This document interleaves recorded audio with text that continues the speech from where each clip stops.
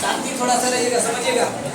देखिए इधर हल्ला नहीं, शांति से समझिएगा। हम लोग जिस चैप्टर को पढ़ने जा रहे हैं उस चैप्टर का नाम है मानव जन्म। लेकिन मानव जन्म के साथ साथ हम बात करेंगे जंतु के जन्म की, क्योंकि मानव भी एक प्रकार से बायोलॉजी के दृष्टिकोण से क्या होता है, जंतु। तो दुनिया में जो भी जीव है उनके जनन की क्रिया होती है। जनन की क्रिया क्यों होती है? क्योंकि जनसंख्या को क्या कर सके, नियमित बनाए रखे, और हमारा जो चयन है जैव प्रौद्योगिकी का वो बना रहा है, जैव मंडल का जो चयन है वो बना रहा है। अब इसमें हमारा सबसे इम्पोर्टेंट जो चैप्टर होता है मानव जन्म। जंतुओं में बहुत सारे जंतु हैं, वैसे जीव जो अंडा जन्म देते हैं और वैसे जीव जो सीधे सीधे जीव को जन्म देते हैं। जो सीधे सीधे अंडे को जन्म देते हैं उनको अंड प्रजनन कहते हैं, और जो जीव को जन्म देते हैं उनको क्या कहते हैं, जीव प्रजनन। क्या कहते हैं, या जंतु प्रजनन। तो अगर हम देखेंगे मानव जन्म में या जंतु जन्म में, ध्यान से समझिएगा, तो पूरे जीवों में जनन की क्रिया दो प्रकार की होती है, ठीक है। या तो वो लैंगिक होगा या तो अलैंगिक। थोड़ा सा ये चीजें पढ़ा चुके हैं, फिर भी बैक से लेके चल रहे हैं। अलैंगिक जनन मीन्स वैसा जनन जिसमें नर और मादा के बीच कोई अंतर न हो, या वैसा जीव जो एक कोशिका से मिलकर बना हुआ हो, या वैसा जीव जिसके शारीरिक संरचना अलग भिन्न हो और उनमें विभाजन की क्रिया आसानी से हो जाए। बहुत सारे जीव ऐसे हैं जो छोटे जीव है जिनकी संरचना काफी छोटी है, जिसमें नर और मादा का विभाजन नहीं है। उनमें जो जनन होता है वो कैसा जनन होता है? इसका एक सिंपल सा परिभाषा कर सकते हैं कि अलैंगिक जनन एक ऐसा जनन है जिसमें किसी एक जीव के द्वारा ही नए जीव का क्या किया जाता है, निर्माण किया जाता है। याद रहेगा, एक बार भी चुके पीछे, किसी एक जीव के द्वारा ही नए जीव का क्या होता है, निर्माण। और अलैंगिक जनन के कई प्रकार होते हैं, मुकुलन होते हैं, बहुविघटन, द्वितीय विघटन, न्यूनीकरण, जन्युल निर्माण, कायिक प्रवर्धन, है ना। इस तरह के कई सारे परिभाषा आ जाते हैं। इसके बाद दूसरा हमारा कौन सा होता है, लैंगिक जनन। अलैंगिक के बाद क्या आता है, लैंगिक जनन। जनन की एक ऐसी क्रिया जिसमें नर और मादा मतलब जीवों की उत्पत्ति के लिए दो अलग अलग युग्मक की आवश्यकता हो, और दो भिन्न भिन्न युग्मक आपस में जुड़कर युग्मनज का निर्माण करते हैं। दो भिन्न भिन्न लिंग के युग्मक भी आपस में जुड़कर युग्मनज बना सकते हैं। उस जनन को हम लोग क्या कहेंगे, लैंगिक जनन। और दो भिन्न भिन्न युग्मक आपस में जुड़ेंगे तो उनके जुड़ने की क्रिया को क्या करते हैं, क्या करते हैं। ये चीजें जो पढ़ा चुके उसको रिपीट कर रहे हैं ताकि आपका दिमाग एकदम खुल जाए कहाँ से क्या है। इसके बाद कुछ बच्चों में पूछता है सर अनिषेक जनन क्या होता है। आज सुबह में हम लोग पढ़ रहे थे मधुमक्खी, पढ़ रहे थे ना। तो मधुमक्खी में हमने पढ़ा कि मादा में 32 क्रोमोसोम होता है और नर में 16। तो 16 कॉम्बिनेशन बना रहा था, 16 बच जा रहा था। तो अनिषेक जनन ऐसा जनन है जिनमें बिना निषेचन के ही नए जीवों का क्या हो जाए, पादप में भी बिना निषेचन के ही फल का क्या हो जाए, निर्माण। तो जहाँ भी अनिषेक जनन होगा वहाँ याद रखिएगा, अगर पादप है तो उसमें बीज नहीं होगा। क्या नहीं होगा, बीज नहीं होगा। क्या कहता है अनिषेक जनन, अनिषेचित अंडे, निषेचन नहीं हुआ उसमें। बताया ना सुबह में कि उसमें 16 जुड़ा, निषेचन तो हुआ लेकिन दूसरा जो 16 बच गया था क्रोमोसोम उसका कोई निषेचन नहीं हुआ। तो वैसा जनन जो बिना निषेचन के ही नए जीव बना दे उसे क्या कहते हैं। अगर इस अनिषेक जनन का एग्जाम्पल कोई पूछे तो आपसे सिंपल सा आपका क्या दिख रहा है, और ततैया मतलब तितली को बोल रहा है कीट। कीट में कैसा जनन होता है, अनिषेक जनन से क्या जन्म लेता है, नर। क्या जन्म लेता है। अगर पूछे पौधों में अनिषेक जनन तब आप क्या कहेंगे, जिसमें बीज न हो, जैसे केला, एग्जाम्पल में केला, याद रहेगा। अब इस अनिषेक जनन के बाद आगे कुछ होता है कृत्रिम अनिषेक जनन, और इसके बाद हमारा चैप्टर क्या हो जाता है, इसके बाद हमारा चैप्टर स्टार्ट होता है जिसको हम लोग क्या कहते हैं, मानव जनन। क्या कहते हैं, अब यही से हमारा टॉपिक, यही से हमारा पॉइंट स्टार्ट होता है। मानव जनन को हिंदी के वर्ड में मानव जनन तंत्र के नाम से, और ह्यूमन रिप्रोडक्टिव तंत्र क्या, जनन क्या। जनन तो बता चुके, जनन एक ऐसी प्रक्रिया जिसमें कोई भी जीव अपने जैसे नए जीव को उत्पन्न करता है, उस प्रक्रिया को हम क्या कहते हैं, जनन। और जनन या कई बार आपको प्रजनन मिलेगा। प्र माने पुनः, जनन माने पुनः। तो हम है तो हम पहले उत्पन्न तब ना हम अपने जैसे जीव बनाएंगे। तो जब हम कोई अपने जैसे जीव को लगातार उत्पन्न करते हैं उसको हम कहते हैं। तो मानव जो होता है इसमें जन्म के लिए कोई एक अंग उत्तरदायी नहीं होता। मानव में नर और मादा दोनों आएंगे, तो मानव में जन्म के लिए कोई एक अंग उत्तरदायी नहीं होता है। और मानव में लिंग विभेद पाया जाता है, नर अलग और मादा अलग। तो इस प्रकार नर और मादा के संपूर्ण जनन तंत्र को हम क्या कहेंगे? मानव जनन तंत्र। जहाँ नर के अंदर कुछ विशेष अंग होते हैं जो मिलकर अंग तंत्र बनाते हैं। तो मानव जनन को कितने भाग में बांट सकते हैं? नर जनन तंत्र, नर जनन तंत्र की बात अगर करेंगे तो उसमें आएगा वृषण, सीसन, प्रोस्टेट ग्रंथि, शुक्राशय आएगा ना।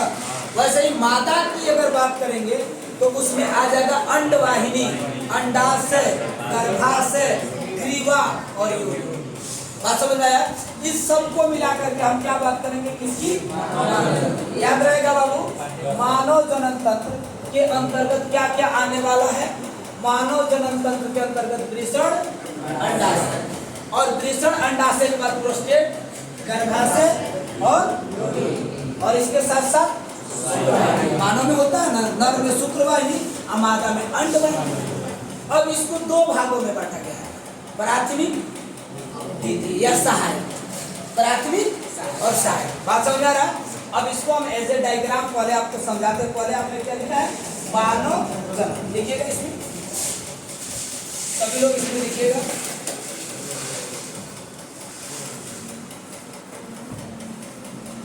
मानव जनन वर्तमान समय में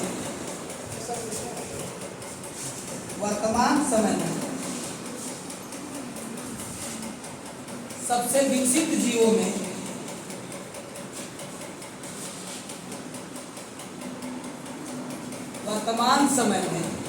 सबसे विकसित जीवों में मानव जनन को रखा जाता है।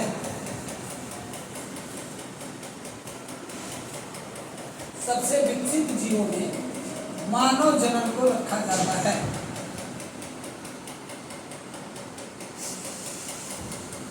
जिसके अंतर्गत एक मानव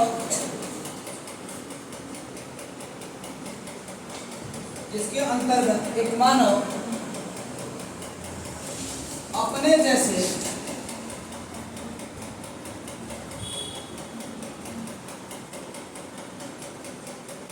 नए मानव को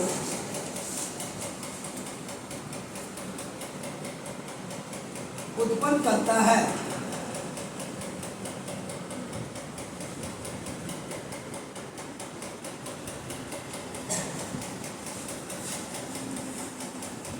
एक मानव अपने जैसे नए मानव को उत्पन्न करता है, तो क्या? जिसके लिए नर और मादा,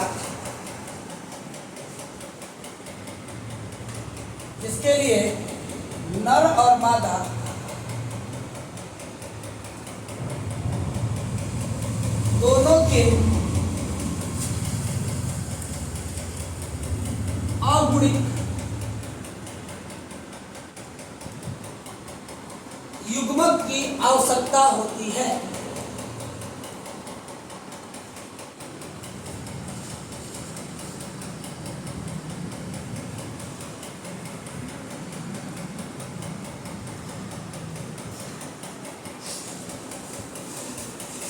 अगुणिक युग्मक की आवश्यकता होती हो गया जी बाबू। इसमें लिखना है अगला पॉइंट, मानव जनन का अध्ययन करने के लिए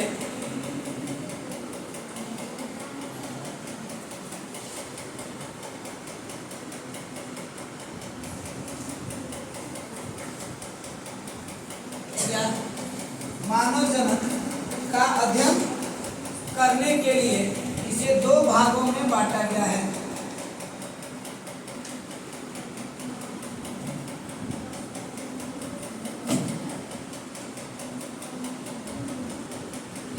बांटा गया है? दो भागों में बांटा गया है। कौन कौन से दो भागों में बांटा गया है?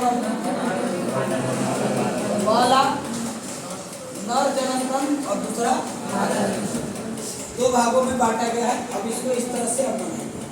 सहायक का मतलब होता है जो सहायता करता है। सहायक जनन अंग में हमारे पास क्या क्या आ जाएंगे? किसकी बात कर रहे हैं? नर का ना, तो नर का हो जाएगा शुक्र वाहिनी और आ जाएगा शुक्राशय। ठीक है, इसके बाद आ जाएगा क्या क्या अधिवृषण के बाद एक और पार्ट आता है। इसी के बाद अधिवृषण के ऊपर जैसे देखेंगे बाहर में, तो सबसे बाहरी भाग हो गया जिसको हम लोग क्या कहते हैं? शीशन। क्या बोलते हैं? ठीक है, क्या बोलते हैं? ठीक है, शीशन जो होता है वो पेनिस के नाम से भी जाना जाता है। अब वहीं पर प्राथमिक जनन अंग में सिर्फ और सिर्फ क्या आ जाएगा? क्या आ जाएगा? वैसे ही मादा के सहायक जनन अंग जो है उसमें क्या आएगा? अंड, जिसको फैलोपियन ट्यूब बोलते हैं ना। अंडवाहिनी के बाद क्या आएगा? गर्भाशय। क्या आएगा? गर्भाशय के बाद क्या आएगा? और ग्रीवा के बाद क्या आएगा? इसमें भी क्या है और इसमें भी क्या है? जबकि प्राथमिक अंग क्या है? जहाँ से अंडा बनेगा उसको क्या कहेंगे? अंडाशय। और अंडाशय को हम क्या कहेंगे? प्राथमिक। जहाँ से शुक्राणु बनेगा उसको हम क्या कहेंगे? और वृषण को हम क्या कहेंगे? ठीक है, जो जन्म देने के लिए सबसे महत्वपूर्ण है उसको क्या कहते हैं? प्राथमिक। और जो उनकी सहायता करते हैं उनको क्या कहते हैं? सेल। यहाँ सहायक में क्या? हेल्पिंग ग्लैंड और यहाँ प्राइमरी ग्लैंड। सबसे पहले प्राइमरी ग्लैंड और इसके बाद कौन आएगा? Helping gland. शुक्राणु बना तो बनने के बाद रेटे वृषण में पहुंचता है और रेटे वृषण के बाद वो पहुंचता है किसमें? अधिवृषण। अधिवृषण से वो पहुंचता है किसके पास? शुक्रवाहिनी के पास। और शुक्रवाहिनी के बाद वो कहाँ जाता है? शुक्राशय में। कहाँ पहुंचता है? शुक्राशय में। और शुक्राशय से वह प्रोस्टेट के पास पहुंचता है। लिख देते हैं, ये भी है प्रोस्टेट ग्रंथि। ठीक है, ये ग्रंथि है। ठीक है, फिलोपियन नलिका इसी को बता रहे, वही चीज पहले समझ लो। यहाँ से पहुंचा प्रोस्टेट के ग्रंथि के पास और प्रोस्टेट के बाद ये रिलीज होके कहाँ जाएगा? शीशन के पास। कहाँ जाएगा? शीशन। और शीशन से बाहर निकल के किसके पास जाएगा? स्पर्म है। योनि, योनि से ग्रीवा से, गर्भाशय से और अंडवाहिनी के पास क्या पहुंचा रहेगा? दोनों मिलेंगे। अंडाशय से क्या निकलेगा? अंडा। अंडा पहुंचेगा अंडवाहिनी के पास और अंडवाहिनी के पास शुक्राणु भी पहुंच गया और अंडा भी। अब दोनों आपस में क्या हो गए? मिल गए। जैसे ही दोनों गाला मिला तो गाला मिलते के साथ क्या हो गया? जाइगोट। क्या दोनों के केंद्र आपस में जुड़ जाएंगे और जब जुड़ेंगे तो हेने से क्या क्या होगा? 22 + x या y क्या होगा ना। और हेने से भी अंडा में क्या होगा? 22 + x। अब दोनों जुड़ जाएंगे तो 44 + x, चाहे 44 + x, चाहे लड़का चाहे। जब निषेचन होगा तब ना। तो अभी निषेचन वगैरह का बाद में पढ़ना है। अभी हमको कितना पढ़ना है? सिर्फ इसी को पढ़ना है। कोई दिक्कत है? तो नर जनन तंत्र में क्या क्या आ गया? सहायक और वैसे ही माता जनन तंत्र में। ठीक है, इसका फिगर बाद में बनेगा। अभी इसको उतार लीजिए, फिर आगे चलते हैं।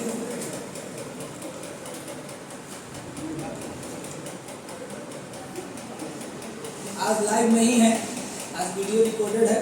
कल से ऐसे रिकॉर्ड ही करके डालेंगे, लाइव नहीं डालेंगे। लाइव डाल एमपी नहीं, वाईफाई तो है, लेकिन दिक्कत ये है ना कि लाइव का समस्या ये है कि बार बार फंसेगा। हो सकता है कोई चीज़ें ऐसा हो जो क्लास का हो तो उसको कट करना पड़ेगा ना, क्योंकि क्लास में हम जनरल बता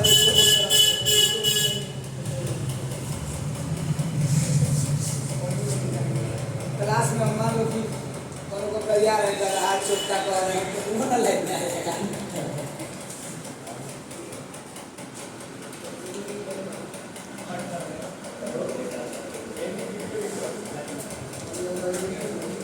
आराम से पढ़िए, देखिए साइंस में कितना आनंद आएगा, एकदम खाली मिलेगा। कोचा कोचिंग वाला हाल तो नहीं है, फैल फैल से बैठ के पढ़ रहे हैं। सुबह में तो हमारा जबरदस्ती बैठा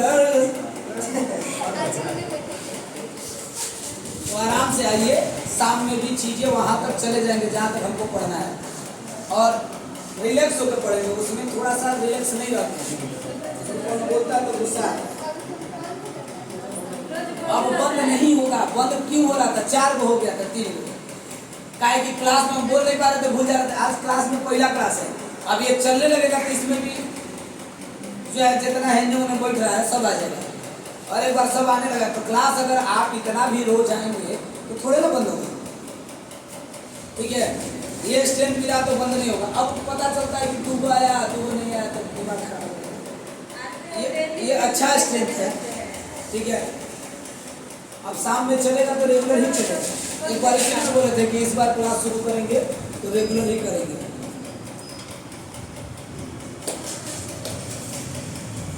और शाम में जो भी चीजें पढ़ेंगे उसको एक एग्जाम के साथ साथ कंपटीशन के भी से भी पढ़ेंगे। ठीक है, कंपटीशन मतलब मीट्स वगैरह को खास करके इसीलिए पीडीएफ खोले आपको दिखाने के लिए कि जो भी हम लोग पढ़ रहे हैं उसमें बहुत सारा चीज़ें भी हम आपको इसमें जोड़ने वाले हैं। ठीक है, बोर्ड मॉडल के साथ साथ कॉम्पिटिटिव मॉडल पर भी चलेंगे जिसमें बहुत सारा चीज़ जोड़ेंगे। आप पढ़ने वाले थे, दोनों से पढ़ेंगे, जहाँ जरूरत पड़ेगी लिख देंगे, जहाँ जरूरत पड़ेगी आप स्कीम वाला जो है पीडीएफ उसको पढ़ाएंगे। तो आपके पास 2 ऑप्शन रहेंगे, एक बार यहाँ पढ़ लिए और घर जाके वीडियो भी चाहेंगे तो उसी कर लेंगे। ठीक है, और घर जाके वीडियो देख लेंगे तो आराम से उतार भी लेंगे।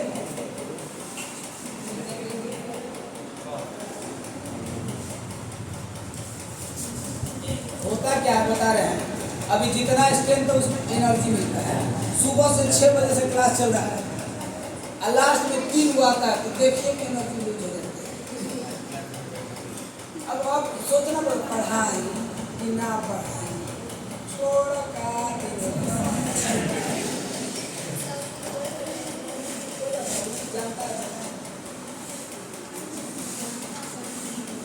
50 गो आ जाए, 60 गो आ जाए सामने, जो भाग जाता है जगह ना होने के कारण परेशान रहता है, वो सब आ जाए तो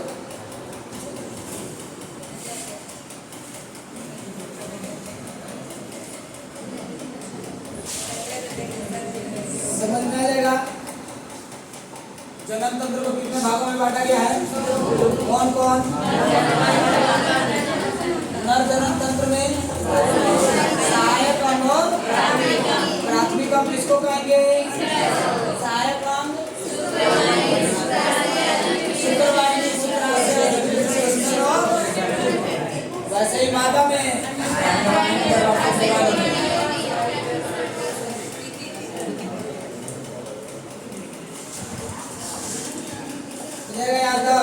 सबका हो गया।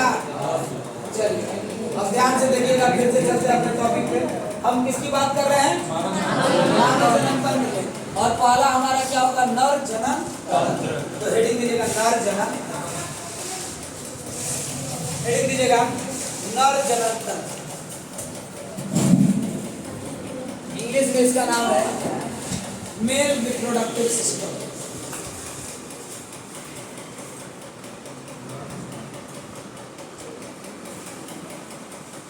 नर जनन तंत्र,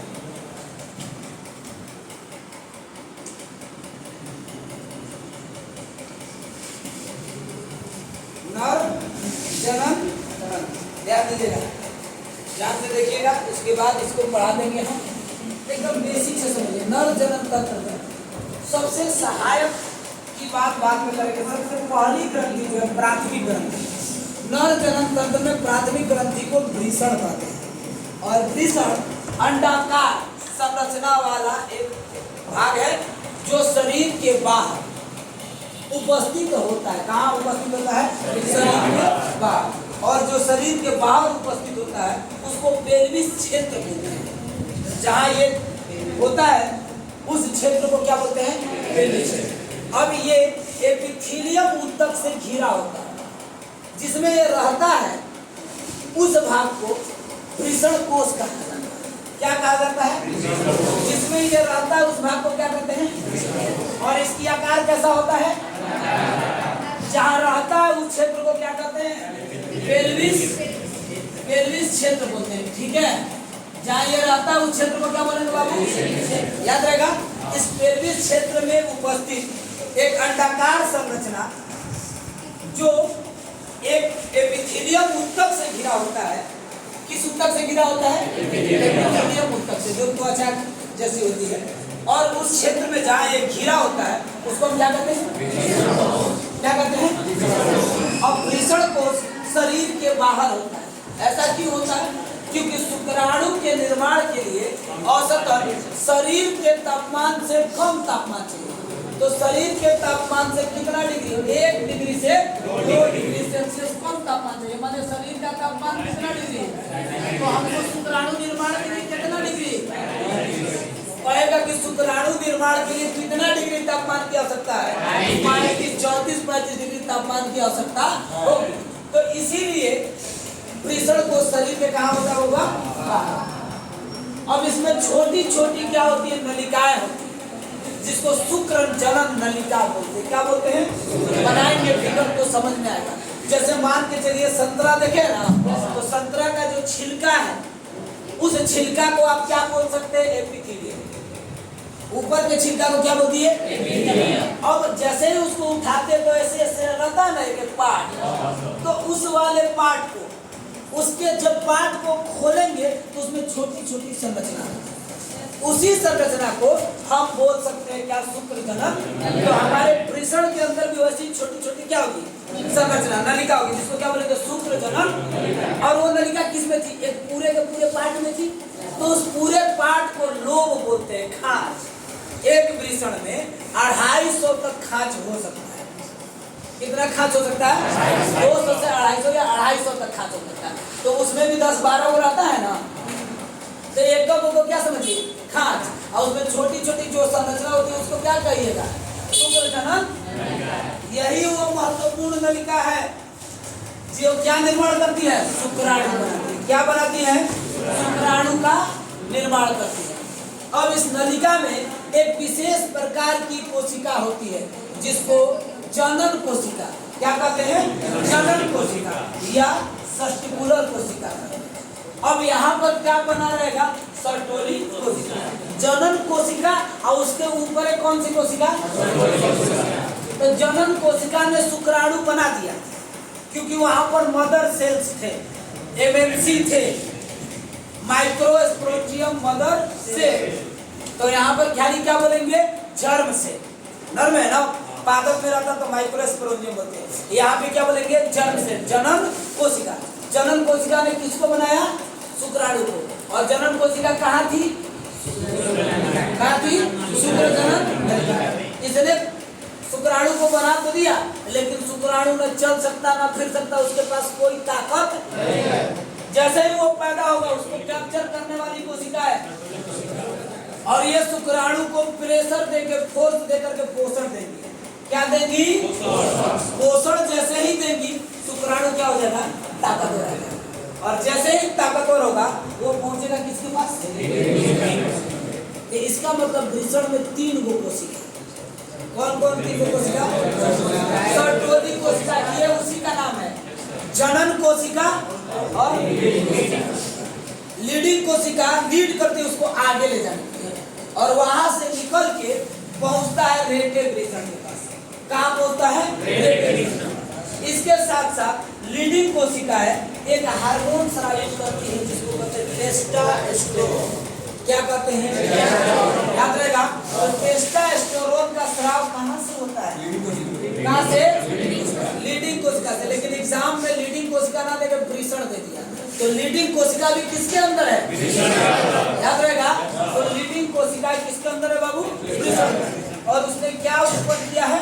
टेस्टोस्टेरोन और टेस्टोस्टेरोन इम्पोर्टेंट है किसके लिए? जनन की क्रिया को सुचारू बनाने के लिए और नर में नर जैसे लक्षण उत्पन्न करने के लिए। जैसे आवाज का भारी हो जाना, मूंछ दाढ़ी आ जाना, है ना, कंधा का क्या हो जाना, चौड़ा हो जाना, ये सारा का सारा किसके कारण होता है? टेस्टोस्टेरोन। और यहीं पर कुछ और हार्मोन आ जाता है, इनहिबिन हार्मोन। इनहिबिन हार्मोन ये क्या करते हैं? एंड्रोजन और एस्ट्रोजन को स्रावित होने से रोक देते हैं, ना तो नर होते हुए मादा के संबंध में। ठीक है। और मादाओं में एस्ट्रोजन प्रोजेस्टेरोन को स्रावित करते हैं और टेस्टोस्टेरोन को क्या करते हैं? रोक देते हैं। कोनो महिला में तनी में टेस्टोस्टेरोन स्रावित होकर मुझे आ जाती है और जो भारी इस कंडीशन में चला जो है। अब कोनो पुरुषों में ऐसा होता है महिला वाला लक्षण। अब आया है वो महिला वाला लक्षण उस तरह का नहीं ना, हमारा तो वजियो ना है कि धीरे से बोल एक तरह के आवाज आ रहा है तो कहीं ना कहीं उसकी तारों तो पतली है ना, कुछ के क्रोमोसोमल अंतर आ जाते हैं। लेकिन बस इतना याद रखना है कि नर को नर जैसे दिखाने में किसका सहायता है? और मादा को मादा जैसे एस्ट्रोजन या प्रोजेस्टेरोन। ठीक है। अब नर में कुछ सहायक ग्रंथियां होती हैं। ठीक है। सहायक ग्रंथियां क्या क्या होती है भाई बता ही चुके हैं, तो एक एक करके हमको पढ़ना है। पहला कौन सा पढ़ना है?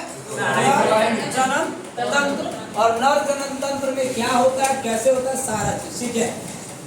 लिखिएगा पहला हेडिंग नर जनन। अब इसका हम फिगर थोड़ा सा निकाल ले क्या नर जनन तंत्र है कि अभी आपको फिगर भी तो यूज करना है ना। लिखिएगा नर जनन तंत्र। लिखिएगा यह मानव जनन में सबसे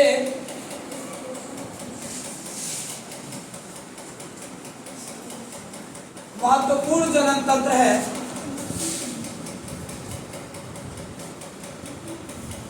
में सबसे महत्वपूर्ण जनन तंत्र है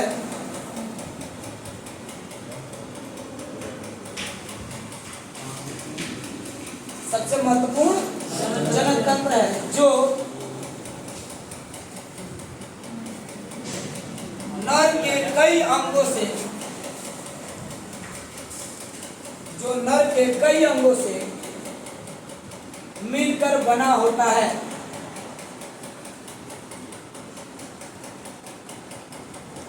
नर के कई अंगों से मिलकर बना होता है। हो गया। नर के कई अंगों से मिलकर बना होता है जो निम्नलिखित हैं।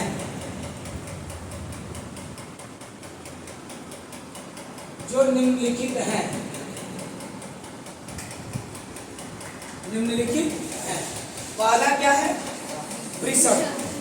पहला हेडिंग दीजिएगा क्या है? वृषण। और अंग्रेजी में उसको बोलते हैं टेस्टिस।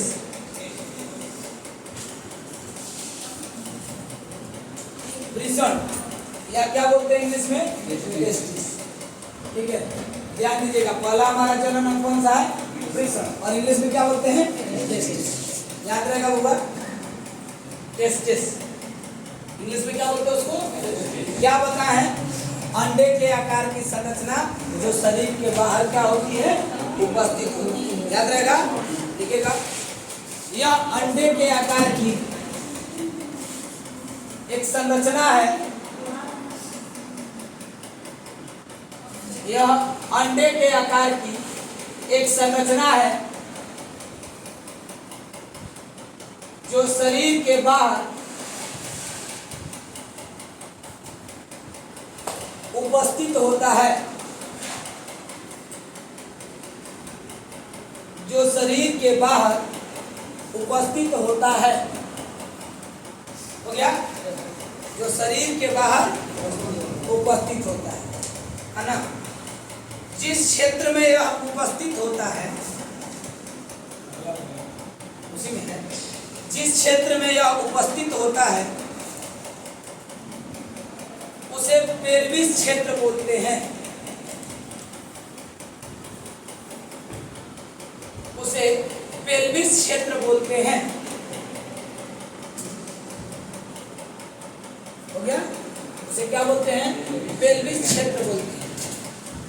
गया। हाँ, पेल्विस लिखते हैं, उसे क्या बोलते हैं? पेल्विस क्षेत्र बोलते हैं। क्या बोलते हैं? पेल्विस क्षेत्र, है ना?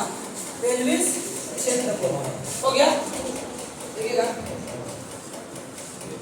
यह बाहर से, अगला पॉइंट है, यह बाहर जाने से पहले, यह बाहर से एक विशेष प्रकार के, यह बाहर से एक विशेष प्रकार के आवरण से घिरा होता है।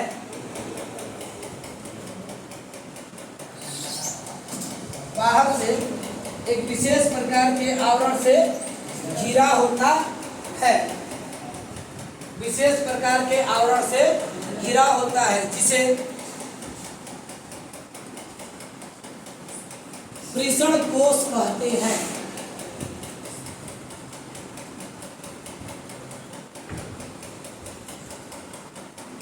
जिसे वृषण कोश कहते हैं। हो गया, क्या कहते हुआ? वृषण कोश कहते हैं।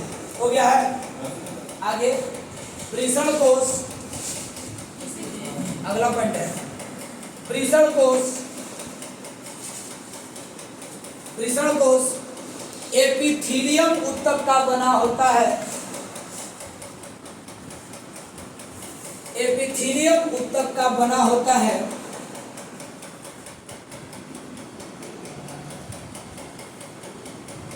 जिसका कार्य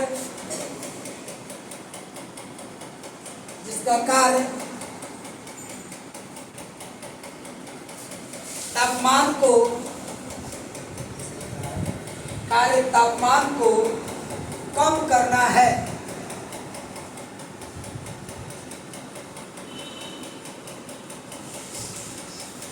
इसका कार्य क्या करना है? तापमान को कम करना। हो गया। उसी में लिखना है, इस क्षेत्र में, उसी में लिखना है, इस क्षेत्र में तापमान शरीर के